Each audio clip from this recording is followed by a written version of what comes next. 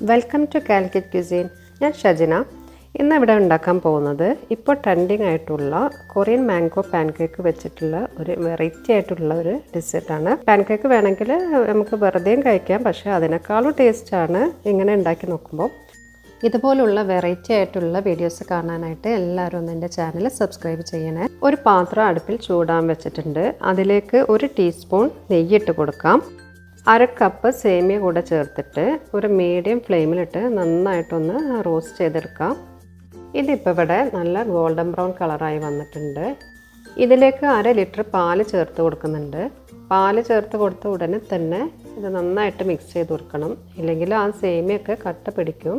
പാല് ചൂടായി സേമിയ ഒന്ന് കുക്കായി വരുന്ന സമയം കൊണ്ട് നമുക്കൊന്ന് കസ്റ്റേർഡ് പൗഡർ മിക്സ് ചെയ്ത് വെക്കാനുണ്ട്.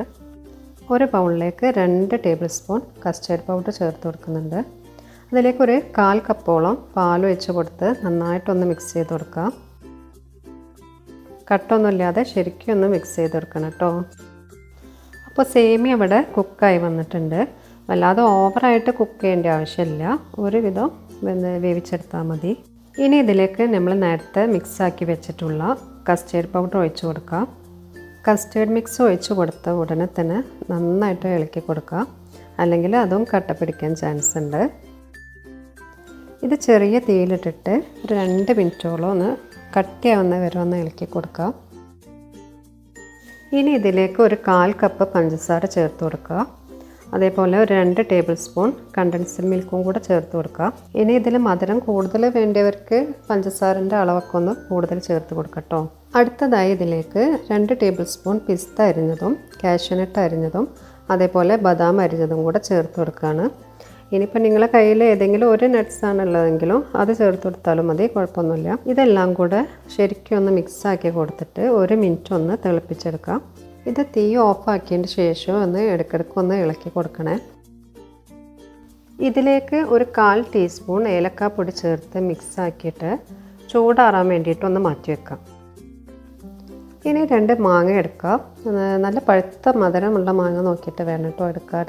ഇപ്പോൾ മാങ്ങ സീസണൊക്കെ ആയതുകൊണ്ട് നല്ല മാങ്ങ തന്നെ കിട്ടും. ഈ മാങ്ങയുടെ തൊലിയെല്ലാം കളഞ്ഞ് ചെറിയ പീസാക്കി എടുക്കാം. നിങ്ങൾക്ക് വേണമെങ്കിൽ ഇതേപോലെ കട്ട് ചെയ്തെടുക്കാം, അതല്ലെങ്കിൽ തോല് കളഞ്ഞിട്ട് ചെറുതായിട്ട് കട്ട് ചെയ്തെടുത്താലും മതി. 2 മാങ്ങ ഞാൻ ഇതേപോലെ കട്ട് ചെയ്തെടുത്തിട്ടുണ്ട്. ഇനി ഇത് മിക്സീൻ്റെ ജാറിലേക്ക് ഇട്ട് ഒന്ന് നന്നായിട്ടൊന്ന് അരിച്ചെടുക്കാം. മാങ്ങ നന്നായിട്ട് തന്നെ അരിഞ്ഞു വന്നിട്ടുണ്ട്. ചൂടാറിയ സേമിയ കസ്റ്റേർഡ് മിക്സിലേക്ക് നമ്മൾ അരിച്ചെടുത്തിട്ടുള്ള മാംഗോ പ്യൂരി ചേർത്ത് കൊടുക്കുക. ഇത് നന്നായിട്ടൊന്ന് മിക്സ് ചെയ്ത് കൊടുക്കുക. ഇപ്പോൾ മാങ്ങ അരിച്ചതും കൂടെ ചേർത്തുകൊണ്ട് തന്നെ അത്യാവശ്യം നല്ല മധുരമായിട്ടുണ്ട്. എന്നിട്ട് ഫ്രിഡ്ജിലേക്ക് തണുക്കാനായിട്ട് മാറ്റി വെക്കാം. അടുത്തായി ഒരു മിക്സിയുടെ ജാറിലേക്ക് 1 കപ്പ് പാൽ ഒഴിച്ച് കൊടുക്കുന്നുണ്ട്. 2 മുട്ട പൊട്ടിച്ചതും ഇതിലേക്ക് ഒഴിക്കുന്നുണ്ട്. പിന്നെ ഒരു 2 ടീസ്പൂൺ പഞ്ചസാര ഇട്ട് കൊടുക്കുന്നുണ്ട്. 1/4 ടീസ്പൂൺ ഉപ്പ് ചേർത്ത് കൊടുക്കാം. ഇതിലേക്ക് കോൺഫ്ലവർ 1 ടേബിൾ സ്പൂൺ ചേർത്ത് കൊടുക്കുന്നുണ്ട്. 1 കപ്പ് മൈദയും ചേർത്ത് കൊടുക്കുന്നുണ്ട്. ഇനിയിപ്പോൾ നിങ്ങളുടെ കയ്യിൽ കോൺഫ്ലവർ ഇല്ലെങ്കിൽ മൈദ മാത്രം ചേർത്ത് കൊടുത്താലും മതി. ഇതിനൊരു യെല്ലോ കളർ കിട്ടാൻ വേണ്ടിയിട്ട് ഞാനൊരു നുള്ള് സാഫ്രോണാണ് ചേർത്ത് കൊടുക്കുന്നത്. എന്നിട്ട് ഇതെല്ലാം കൂടെ ഒന്ന് ശരിക്ക് അടിച്ചെടുക്കാം. സാഫ്രോണിന് പകരം ഒരു 1/4 ടീസ്പൂൺ മഞ്ഞൾപ്പൊടി ചേർത്ത് കൊടുത്താലും മതി കേട്ടോ. ഇനി ഒരു ബൗളിലേക്ക് ഈ ബാറ്റർ ഒഴിച്ച് കൊടുക്കാം. ഒരു 1/4 കപ്പ് വെള്ളം കൂടെ ഞാൻ ഇതിൽ ചേർത്ത് കൊടുക്കുന്നുണ്ട്. ബാറ്റർ നല്ല തിക്കാവാൻ പാടില്ല, കുറച്ചൊരു ലൂസിലായിരിക്കണം ഉണ്ടായിരിക്കേണ്ടത്. സ്പ്രിംഗ് റോളൊക്കെ ഉണ്ടാക്കിയെടുക്കുന്ന ആ ഒരു കൺസിസ്റ്റൻസി ആയിരിക്കണം നമ്മുടെ ബാറ്ററിന് ഉണ്ടായിരിക്കേണ്ടത്. ഈ ബാറ്റർ ഇപ്പോൾ ഇവിടെ റെഡി ആയിട്ടുണ്ട്. ചൂടായ പാനിലേക്ക് ബട്ടറോ അല്ലെങ്കിൽ ഓയിലോ ഒന്ന് തേച്ച് കൊടുക്കാം. അതിലേക്ക് 2 കൈയിൽ ബാറ്റർ ഒന്ന് ഒഴിച്ചു കൊടുക്കുക. എല്ലാ ഭാഗത്തും ആകുന്ന വിധം പാൻ ഒന്ന് ചുറ്റിച്ചു കൊടുത്താൽ മതിയേ.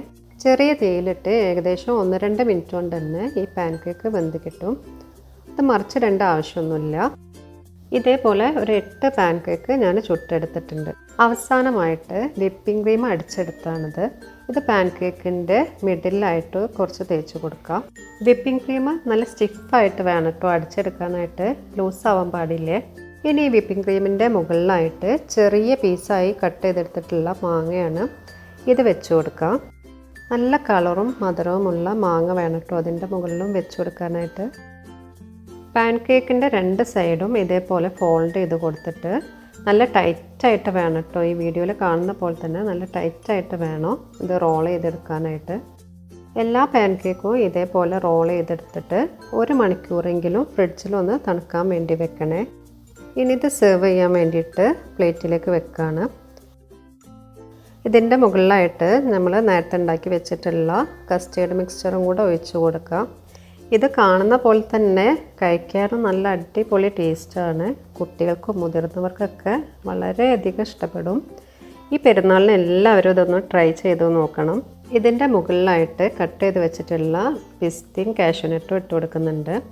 അത് കാണാനൊരു ഭംഗിക്ക് വേണ്ടി മാത്രമാണ് കേട്ടോ. അതേപോലെ അനാറും ചേർത്ത് കൊടുക്കുന്നുണ്ട്. അത് കയ്യിലില്ലെങ്കിൽ ഇടേണ്ട ആവശ്യമൊന്നുമില്ല. വീട്ടിലുള്ള കുറഞ്ഞ ചേരുവകൾ കൊണ്ട് പെട്ടെന്ന് ഉണ്ടാക്കിയെടുക്കാൻ പറ്റുന്ന ഒരു അടിപൊളി ഡെസേർട്ടാണിത്. ഈ ഡെസേർട്ടിന് ഒരു പേര് അറിയാമെങ്കിൽ ഈ വീഡിയോൻ്റെ താഴെ ഒന്ന് കമൻറ്റ് ചെയ്യണേ. ഈ വീഡിയോ നിങ്ങൾക്ക് ഇഷ്ടപ്പെട്ടെങ്കിൽ എൻ്റെ ചാനൽ ഒന്ന് സബ്സ്ക്രൈബ് ചെയ്യുക, ലൈക്ക് ചെയ്യുക, ആ ബെൽ ബട്ടണും കൂടെ ഒന്ന് എനേബിൾ ചെയ്ത് വെക്കാം. അപ്പം നിങ്ങൾക്ക് ഞാനിടുന്ന പുതിയ റെസിപ്പിൻ്റെ വീഡിയോസ് നോട്ടിഫിക്കേഷൻ വഴി അറിയാൻ പറ്റും. ഇൻഷാ അല്ലാഹ് ഇനിയും ഇതേപോലുള്ള വീഡിയോസുമായി വരുന്നവരേക്കും ബൈ.